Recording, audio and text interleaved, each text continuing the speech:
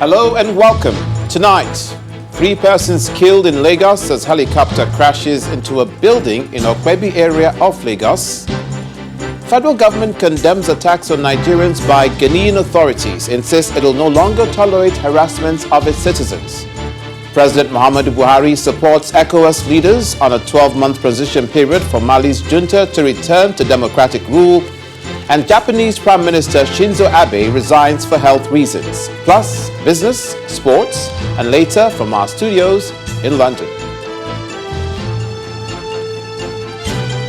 On business news tonight, capital importation into Nigeria drops to $1.2 billion in the second quarter of the year.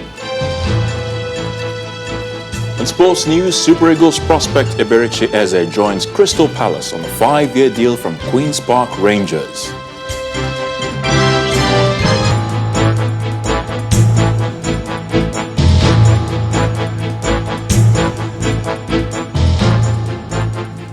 Residents of Okwebi area of Lagos were jolted into panic today after a helicopter crashed into a building, killing all 3 persons on board the flight. 2 of the occupants were immediately confirmed dead at the site of the crash, while the 3rd person is said to have died in the hospital a while ago. Residents of the area described the incident as shocking.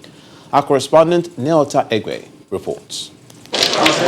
This wreckage of a Bell helicopter 206B3 with registration marks 5NBQW, operated by Quorum Aviation, explains the sound that jolted the resident and business owners on Salvation Street in the Okwebi area of Lagos about midday on Friday.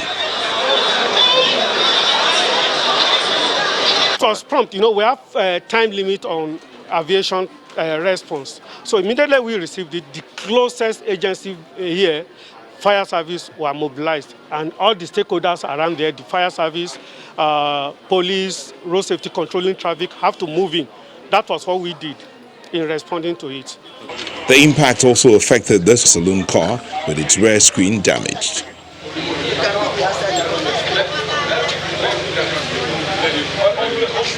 Residents of Salvation Street give account of what happened. Some of them even attempted to rescue the occupants of the craft.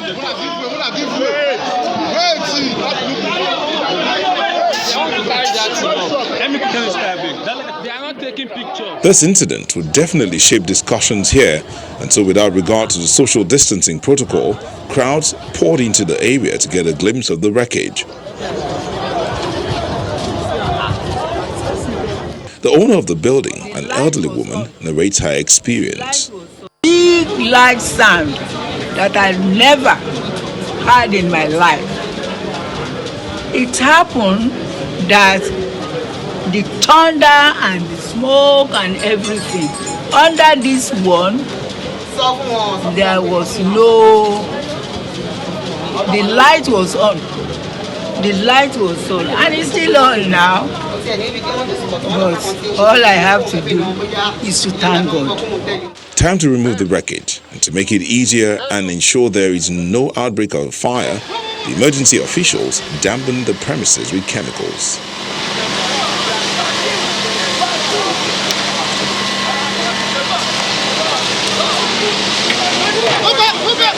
The last time an helicopter crashed in Lagos was in 2016, and all 11 passengers survived.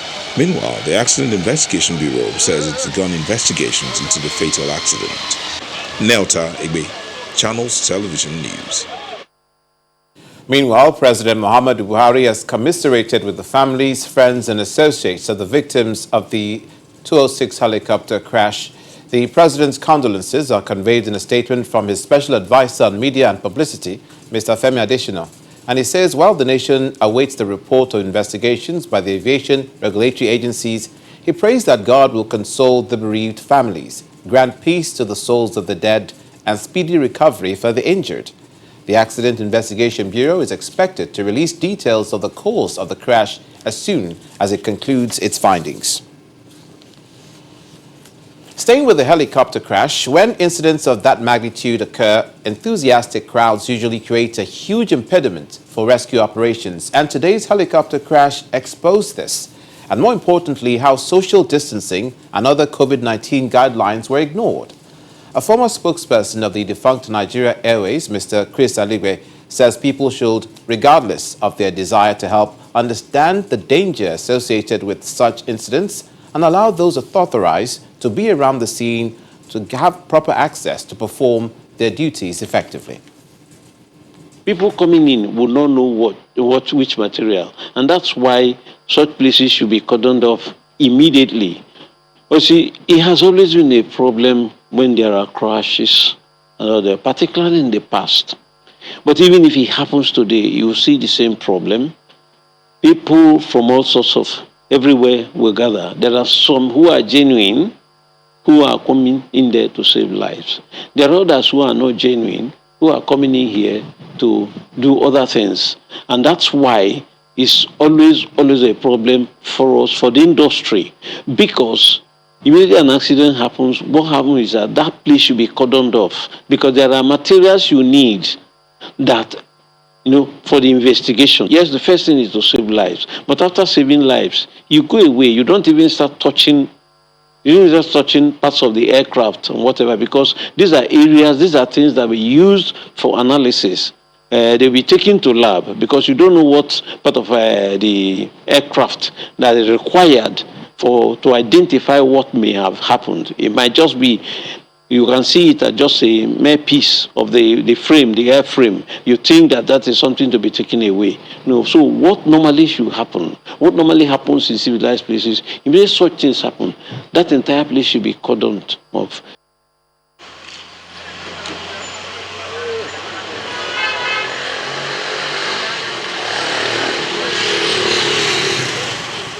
And those are the recent clips from the site of the helicopter crash, showing that the whole area has now been deserted and normalcy gradually returning. Residents of the area still gather in clusters as they relive the shocking experience of what happened earlier in the day. Thankfully, no ground casualty was recorded. Rescue officials had earlier cleared the wreckage of the helicopter and mopped up the building where it crash landed to forestall any outbreak of fire. Staying with this story, today's helicopter crash is coming barely 18 months after the last incident involving Vice President Osinbajo and his team in Kogi State in the build-up to the 2019 general elections. So far, records show that Nigeria has recorded a fair number of helicopter crashes in the last 30 years. Our next report takes a look at some of these incidents. A helicopter belongs to the rotor family, in which lift and thrust are supplied by horizontally spinning rotors. This allows the helicopter to take off and land vertically, to hover and to fly forward, backward and laterally. This is the scene of the Bell 206 helicopter crash in Lagos. This rotorcraft is a family of two-bladed, single and twin-engine helicopters manufactured by Bell Helicopter of Canada. It was first built in 1962 but introduced into the market in 1967, and production stopped in 2017, although the helicopter is still in service. This recent accident in Lagos is the fifth in its 53-year history. Records show that Nigeria has had a fair share of helicopter crashes, with the last two involving a Bristol helicopter in 2016. All 11 passengers survived. And more recently, the Caverton Augusta Westland 139 helicopter crash of February 2019, which had Vice President Yemi Osinbajo on board. All 12 passengers and 3 crew survived. The Accident Investigation Bureau later released its finding, listing human error as one of the causal factors.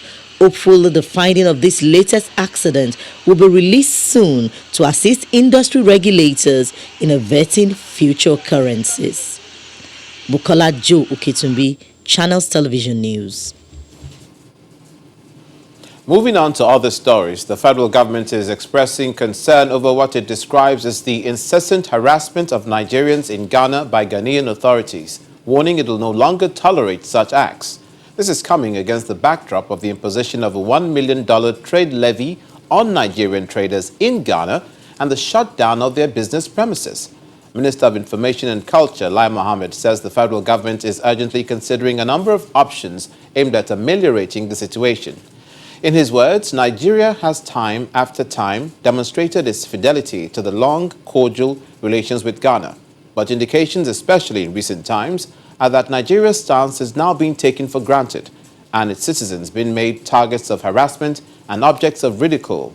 This will no longer be tolerated under any guise.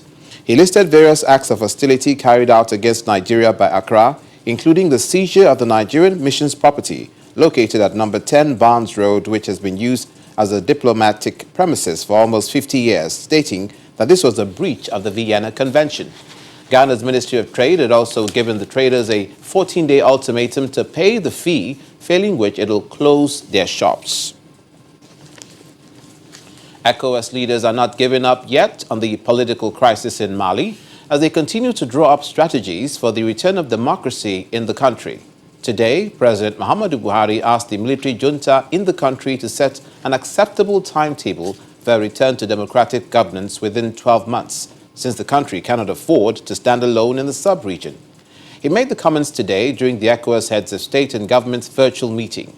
President Buhari said from the briefings presented by the Special Envoy, former President Goodluck Jonathan, it was clear that the regional body's engagements with the new military leadership in Mali were yet to achieve the desired results in several key areas. The military leadership to consider A, the immediate release of all the remaining senior government officials in detention without preconditions. B, a transition process to be completed in not more than 12 months and which shall include the representatives of Malian stakeholders.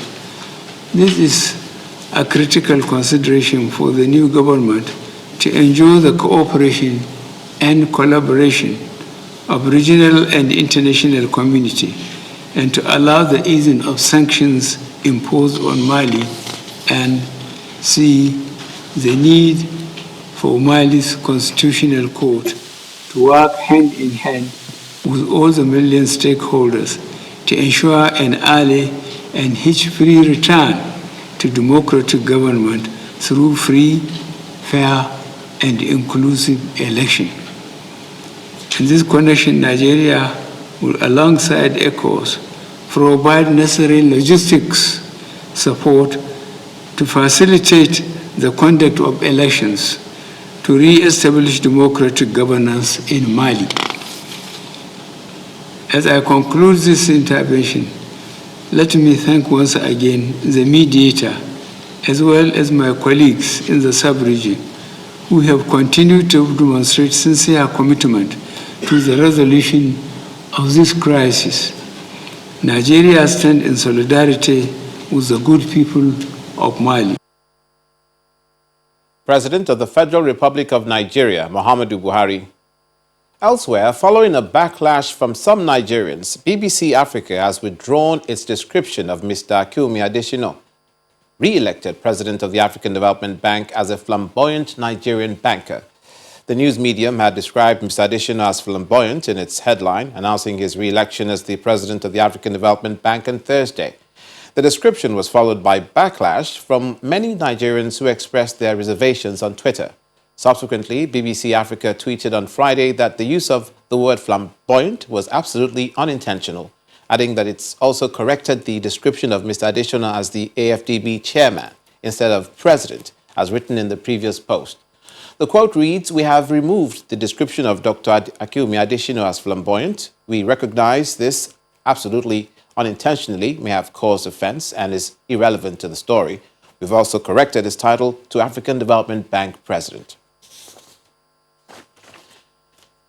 In part two, after the break, gunmen abduct policeman, civil defense officer, 2 others in Chukun local government area of Kaduna State.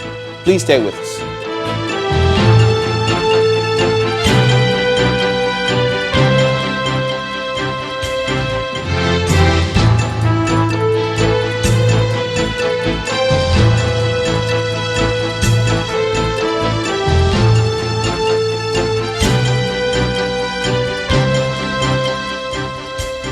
Welcome back. If you've just joined us, you're watching the news at 10, live on Channels Television, Lagos. A reminder of our top stories.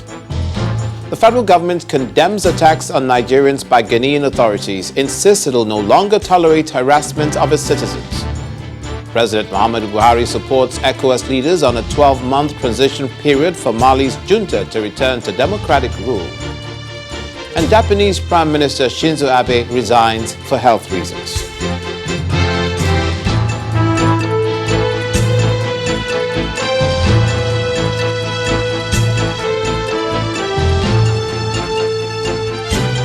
Our website, channelstv.com, has more information on our top stories and others. Subscribe and watch Channels Television's live stream on YouTube and other social media platforms using your mobile device browser, or download the Channels TV app for Android and iOS devices from their respective stores. You can also watch us via your smart TV platforms on Apple TV, Android TV, Fire TV, and Roku. Now let's turn our attention to security in Kaduna State, where a policeman and an official of the Nigeria Security and Civil Defense Corps have been abducted by gunmen suspected to be kidnappers. The two security operatives were kidnapped from their residences at Fani-Kayode in Chukun local government area of the state last night. A 14-year-old girl and one other person were also kidnapped during the same operation. The gunmen were said to have invaded the community at about midnight and went straight to some houses, shooting sporadically, and later took their victims away.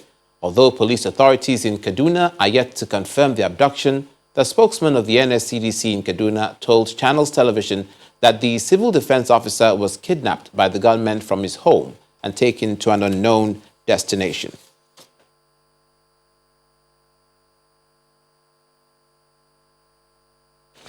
Also concerning security, President Muhammadu Buhari has assured that Nigeria will continue to provide support for the multinational Joint Task Force, MNJTF, based in Chad Republic. The president gave the assurance today when he received the Executive Secretary, Lake Chad Basin Commission and Head of Mission, Ambassador Maman Nuhu, at the State House. The president says Nigeria will continue to provide the support in spite of being at what he calls the low ebb of resources caused by COVID-19 and falling oil prices. The statement adds that despite the paucity of funds, security of Nigeria and that of her neighbors must have pride of place. Ambassador Nuhu, on his part, commended countries which had contributed troops to the MNJTF, adding that kinetic military approach alone would not eradicate insurgency. An emphasis must also be placed on the root causes, particularly poverty. In Bauchi State, Governor Bala Mohammed is promising to restore the framework of grazing reserves and cattle routes in the state, following reports that the entire forest and grazing reserves have been taken over by the elite. This comes after the committee investigating the recent dispute between farmers and herders in Misao community submitted its report to the government. The committee warns that there is an imminent danger ahead for herders who may lose their sources of livelihood due to the massive encroachment in the reserve lands, and government must act fast to protect the forest reserves. Definitely, that committee, by the time it finishes, I assure the people of Bauchi and Nigeria that we are going to re-establish the framework for forest reserves and cattle routes. We are going to revisit our master plans for our major cities and towns, so that at least our metropolitan management and our local land resource management will be backed by aids by law and by procedures, rules and regulations, so that everybody will have a place to operate and live. We must live and let's live. By so doing, we would have been oozing the tension and pressure that exists in all our towns and villages.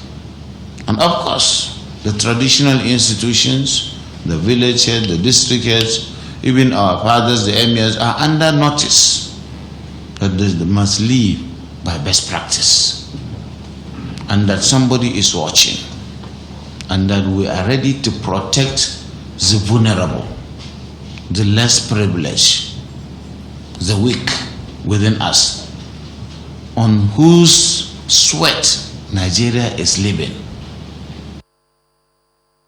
From the farmer-herder conflict to the threat of flooding, the Federal Capital Territory Emergency Management Agency is warning Abuja residents against disobeying all flood alerts from relevant government agencies. The Director General of the agency, Mr. Abbas Idris, explains that the death recorded at Trademore Estate along Airport Road is due to the failure of the victim to avoid the flash flood that hit the estate. He wants residents to avoid occupying houses built on floodplains and calls on estate developers to stop blocking waterways in their bid to expand their estates. Wednesday, August the 26th, 2020 is like any other day, as the sky remained bright with residents of Trademore Estate, Lugbe, going about their normal activities. Hours later, the weather changed as the rain fell heavily, resulting in a flash flood. The flood ravaged some parts of the estate, with a motorist attempting to wade through the flood but got swept away. After the rain, residents count their losses. Some of the affected residents share their experience as they appeal for assistance.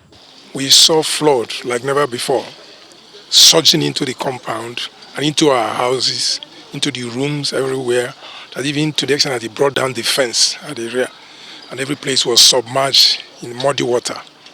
Government should do proper drainage. In fact, if this kind of flood will come here, I even heard it carried somebody, behind the house there. So if God can do proper drainage so that as the water is coming from the rain, it will not, endanger the life of people in this place. This is not the first time. Before we packed in 2011, we understand it had happened already. Then 2014, after 3 years, it reoccurred. It was as drastic as this. And NEMA was here, development control was here. The whole of this place was marked for demolition. Surprisingly, from nowhere. As you can see the mark in that house. The facility manager in this estate by name Edwina and uncle came and cleaned with her boys. Came and wiped up what the demolition they marked it for. The flood in this state, in fact, covered most of the houses. Even our second gate was covered so much that you cannot even see the gate. And in the process, one resident was carried away. With the confirmation of the death of the motorist, the Director General of the FCT Emergency Management Agency warns residents there against disobeying flood alerts. And the person that was affected was not even a resident of the Trademore. And unfortunately, he died as a result of non-adherence to the early warning given to him. Although the rainy season is yet to get to its peak, the nightmare of a flash flood is what these residents will never hope to experience again.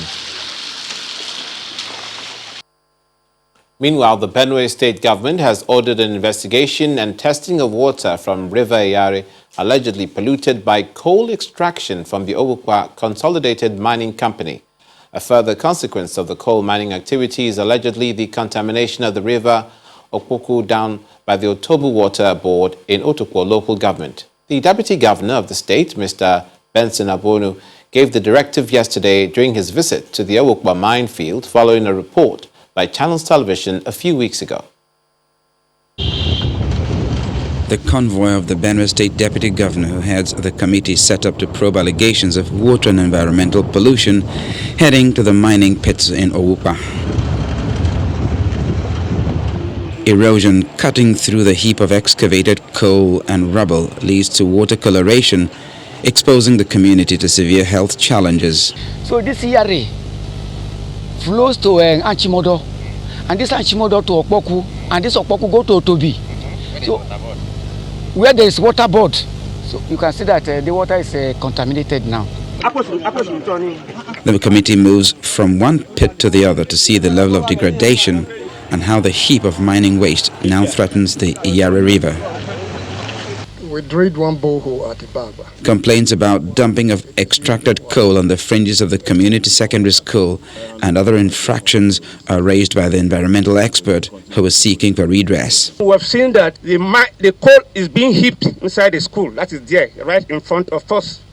So we don't need anybody to tell us that again. We're seeing that right in front of us. And it's harmful to the school community. They are eating coal, drinking coal, sleeping on coal. And because coal is in the air, it's affecting them. Tomorrow people will have cancer. Tomorrow people will have asthma.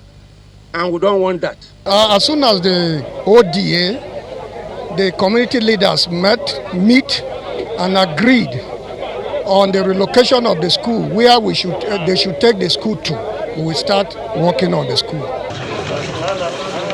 The school, which sits on the coal bed, is now showing signs of distress and dilapidation, while final year students sitting for their school certificate examinations are at great risk. Accused of not prioritizing the relocation of the school, the Owupa Development Association says this will be done immediately. The truth is that the whole thing has been resolved. The issue of relocating the school is not one day's duty. We have agreed to do that, get a location and relocate the school. We have decided that coal inside water must be tested in a laboratory to find out whether it is injurious to health or not. That is going to be done by the laboratory at the University of Agriculture in Makadi, and I have also asked the company to go and do their own independent finding if this is injurious to health. Testing of the water from River Iyare, relocation of the secondary school away from the coal bed, along with some other projects agreed by all parties, are the stitch in time required to preserve the lives and health of residents of the host community. When the news at 10 returns, capital importation into Nigeria drops to $1.2 billion in second quarter of this year. That's on Business News. Do join us again.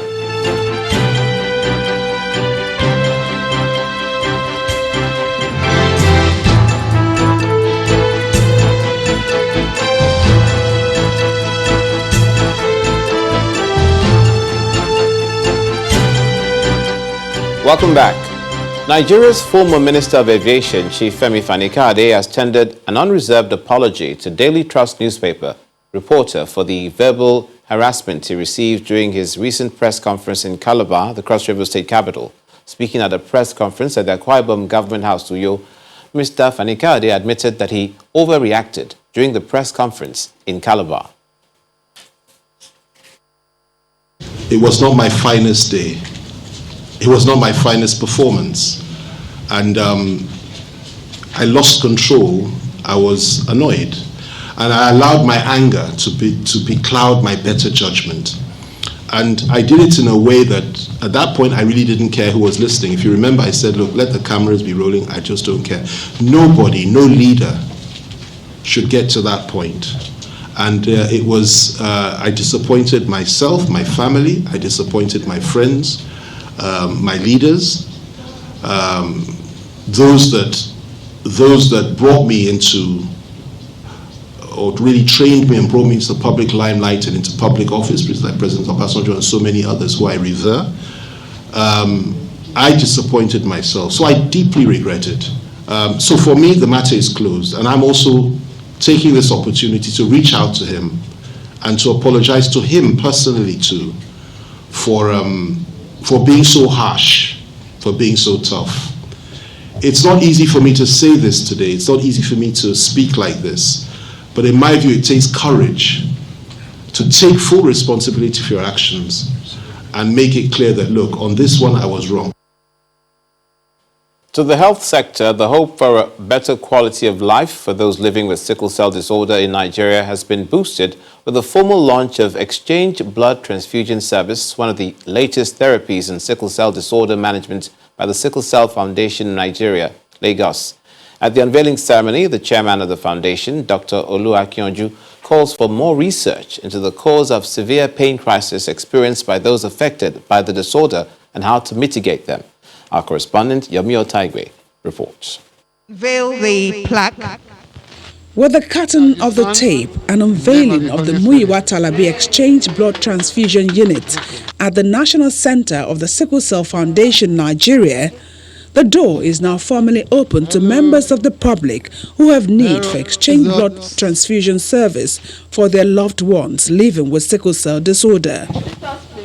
Sickle cell disorder is a common inherited disorder in tropical Africa, with over 80% of affected children born on the continent.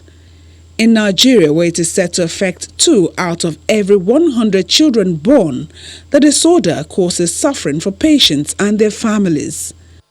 This is where the red cell exchange transfusion comes in as a therapy for both acute and chronic complications of sickle cell disease.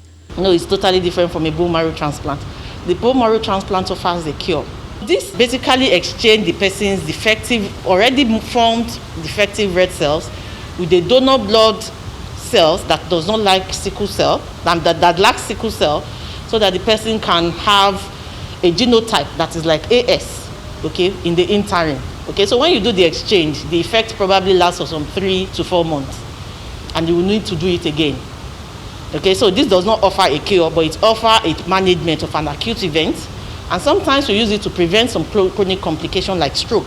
Then talking about cure.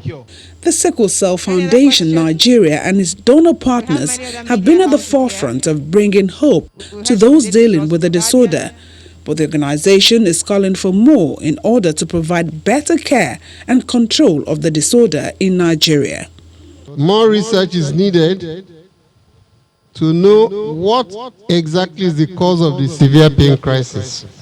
We think we know, but I know we still don't know. The entire procedure at some centers, I'm told, range between 250 and $500,000 for one procedure. How many Nigerians can afford this amount? This is to subsidize and make treatment more affordable and available as needed. But we want to keep our cost below 200,000 naira. But even that is still high. Well, the Talabi family is joining hands with us to try and mobilize. So I'll use this medium to appeal to Nigerians, well-meaning Nigerians, to support Sickle Cell Foundation to be able to provide this service much more for many more Nigerians, because it's life-saving.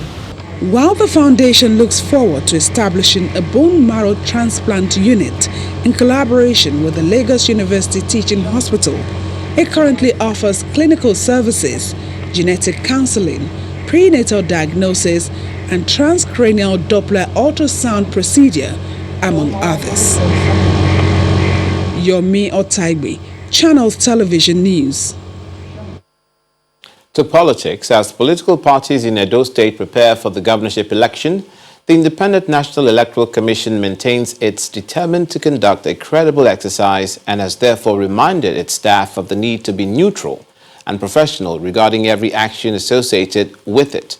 The chairman of the commission explains that the Z-Pad, an electronic device to enable instant upload of polling units results online, will be deployed. The floor of this forum in Benin City, the Edo State capital, comprises heads of departments, electoral officers, heads of units, and other staff of the Independent National Electoral Commission, INEC, whom the chairman, Professor Mahmoud Yakubu, is meeting ahead of the September 19 Edo governorship election. And there are some key words meant for their guidance. I urge all staff of INEC to be very professional, to be non-partisan, to be impartial, to do the work according to the dictates of the law. We are not supporting any political party or any candidate, but we are not against any political party or any candidate either. Our concern is with the integrity of the process. Apart from highlighting the adjustments the COVID-19 pandemic necessitates, Mr. Yakubu touches on the innovative strategies to be utilized in the election. We are going to deploy the Z-Pad or the Z-Pad. It's a tablet which has a camera.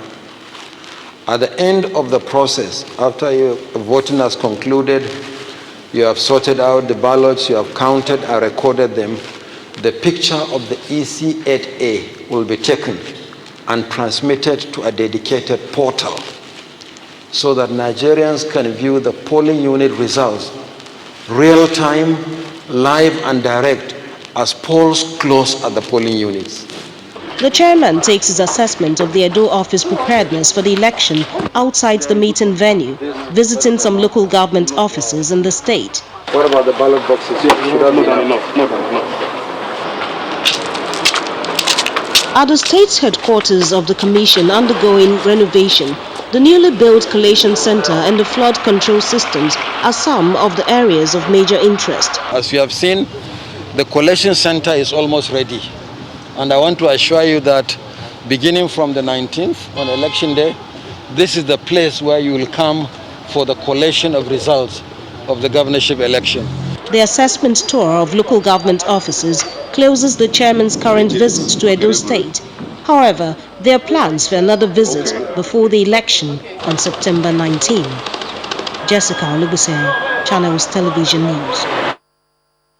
In the meantime, Edo State Governor and candidate of the PDP, Mr. Godwin Obaseki, says a roadmap to economic development that will tackle most of the present challenges in the state is in progress and shall be completed by the end of his second tenure in office.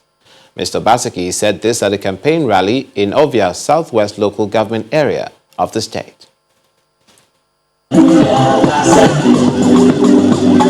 It's a street party for residents of Udo community. The occasion is the PDP governorship campaign rally.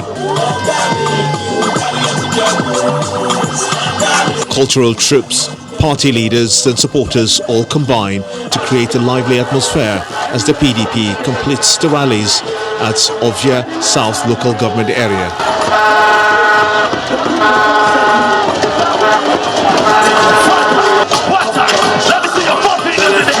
The day was not all about entertainment. The campaign team has a manifesto to present to the people. First, your roads. While highlighting some of his plans to move the state forward, Governor Obaseki discloses a long-term economic development plan, which will outlive his administration even after a second term. We're not going to finish everything in one day or in 4 years.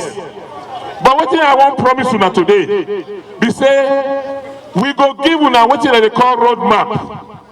The one we go do for 4 years now. The one when they go do for the next 4 years. The one when they go do after that. So that even if you be 15 years, 16 years today, you know say by the time I don't reach 30 years, they're supposed to don't do this for us. We will never let them go without the umbrella of comfort. The umbrella of peace. The PDP agenda seems to have yielded immediate dividends as converts join the party from the opposition.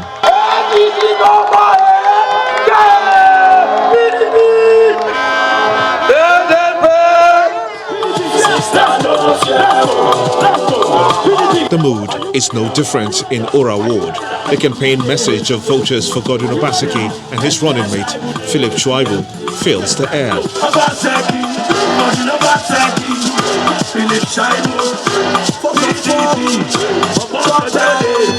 The party leaders encourage supporters to make sure their ballots cast on election day would count. On that day, when you finish counting your votes, stay. Escort your vote from your unit to your ward. Escort your result from your ward to the council. Escort the result from the council to the state. No person can rig election in Edo State. The day's schedule was not without the customary visit to traditional institutions.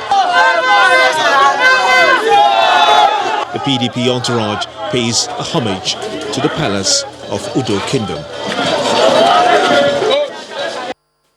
Meanwhile, the candidate of the All Progressives Congress, Pastor Osage Zeyamu, has promised to improve on the security situation in Edo State through massive job creation and youth empowerment.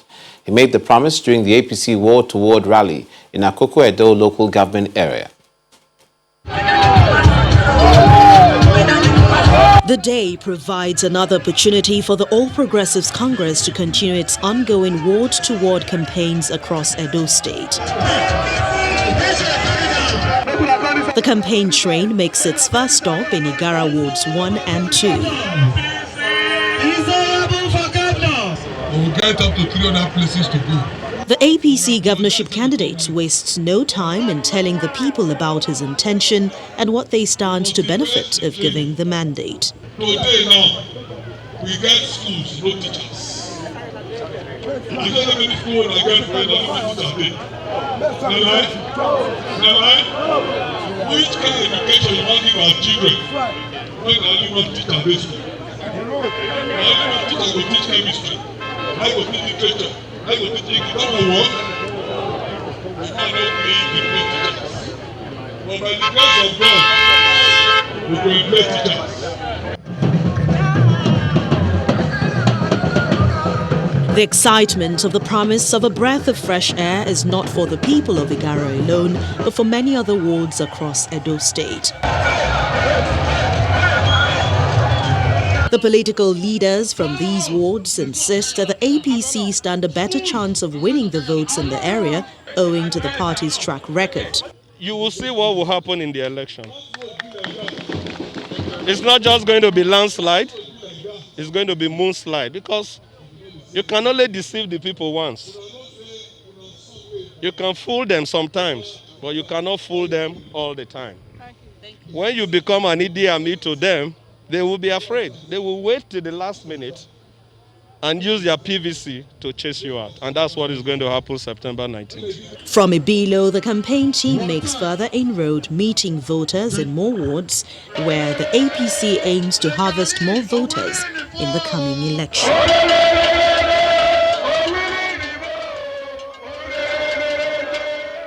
And now it's time for business news. Here's Teniola Shobowale.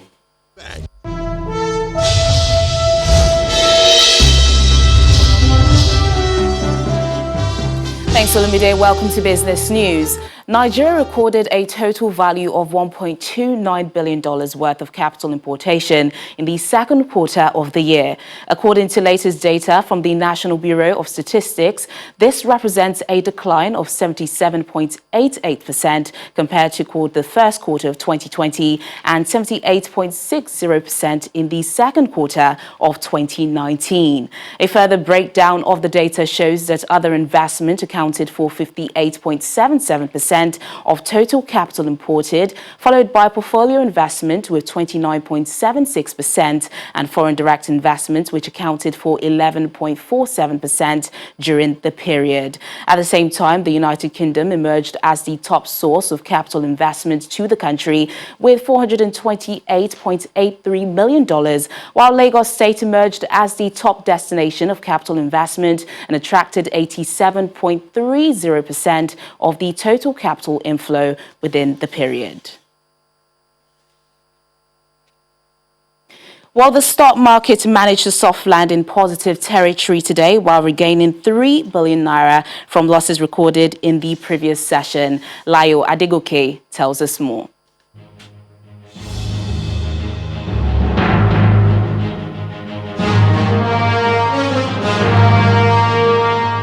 Thank you for joining us for the Stock Market Report. This month has been quite interesting for the equities markets as we have seen the struggle for supremacy between the bears and the bulls become more obvious.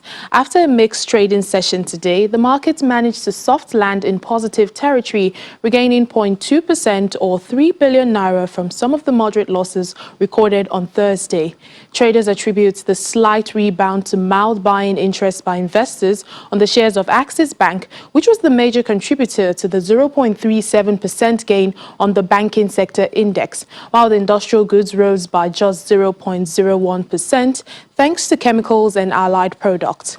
On the other hand, volume of activity was not too impressive when you compare it to the previous session, as total turnover of shares traded today was lower by more than 60% at 137.05 million units.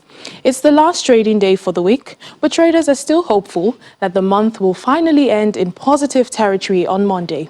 That's the Stock Market Report. I'm Layo Adegoke. And that's Business News tonight. It's back to you, Olumide. Thank you, Teniola. Thousands of people have gathered in Washington, D.C. to commemorate the 1963 Civil Rights March on Washington and in protest of police violence. The families of Black Americans shot or killed by police spoke at the same site where Martin Luther King Jr. delivered his I Have a Dream speech. They were joined by civil rights leader Reverend Al Sharpton and Martin Luther King III, the eldest son of Mr. King Jr., Friday's event is called the Commitment March. Get your neck off our neck. Get your knee off our necks, a reference to George Floyd's death. It follows renewed protests over the police shootings of Jacob Blake. For more international news, here's Simon Pusey in our London studios with Around the World in 5. Good evening and welcome to the Channel Studios here in London with your international news around the world in 5. The Japanese Prime Minister Shinzo Abe has announced his resignation for health reasons, saying he didn't want his illness to get in the way of his decision-making. The 65-year-old has suffered for many years from ulcerative colitis and inflammatory bowel disease, but he has said his condition has worsened recently. Abe apologized to the Japanese people for failing to complete his term in office. Last year, he became Japan's longest-serving prime minister. His current period in office began in 2012. He will remain in his post until a successor is chosen.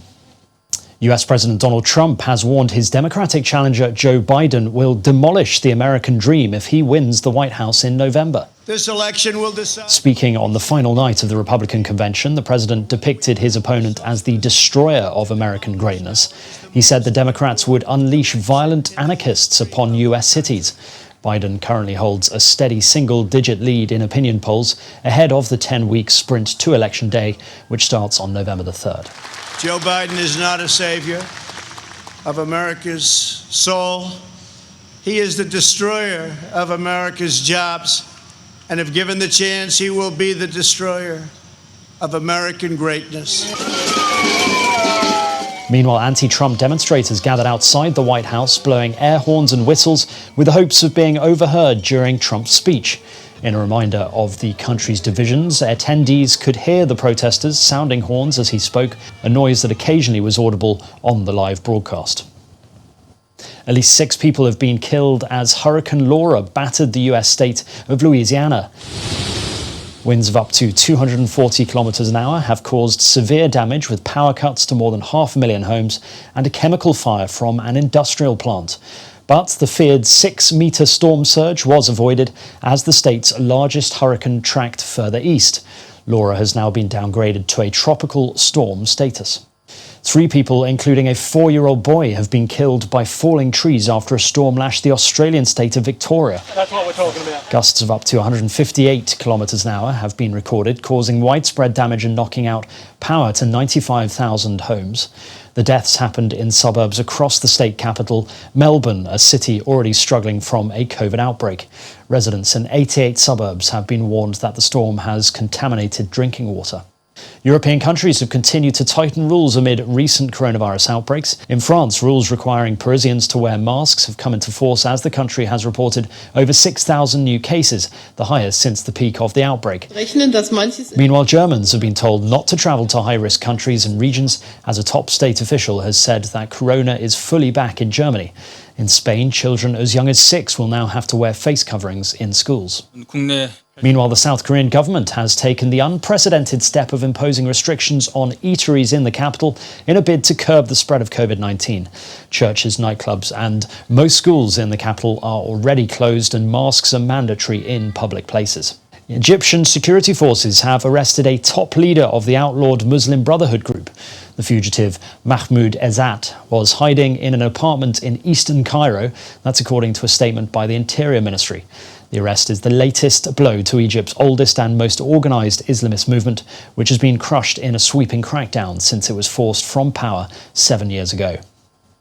The British street artist Banksy has financed a boat to rescue refugees attempting to reach Europe from northern Africa. The ship has already rescued 89 people so far, that's according to members of the German NGO Sea-Watch. The migrants are still on board and the Louise Michel boat is speaking with authorities to find a safe port for disembarkation. And finally, the show must go on, as was the case at the World Tango Championships in Buenos Aires, moving online in keeping with social distancing norms. The championship is part of Buenos Aires' Tango Festival, which normally takes place in the capital's Milongas. But this year, its entire platform has moved online with tutorials and special performances available to celebrate the passionate dance to dance. And that's your international news around the world in 5. Now back to the Channel Studios in Lagos.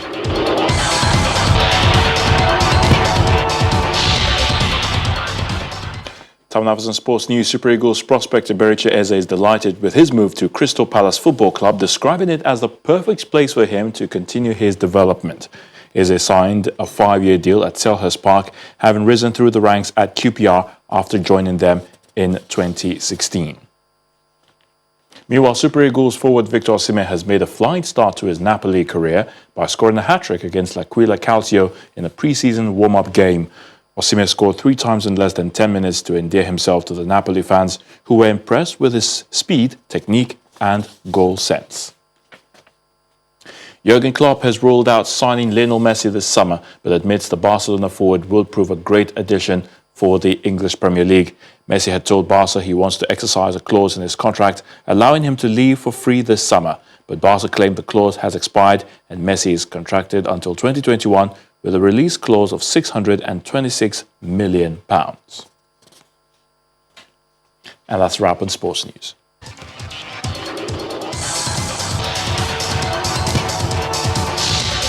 And the main news again, 3 persons were today killed in Lagos as a helicopter crashed into a building in the Okpebi area of the state.